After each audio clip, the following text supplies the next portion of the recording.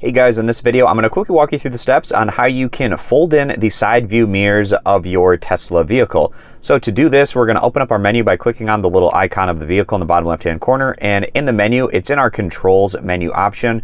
You can see right here, you can fold your mirrors. So clicking on where it says fold mirrors, and you can see that they're going to fold in. Now for a short period of time, you can click save location.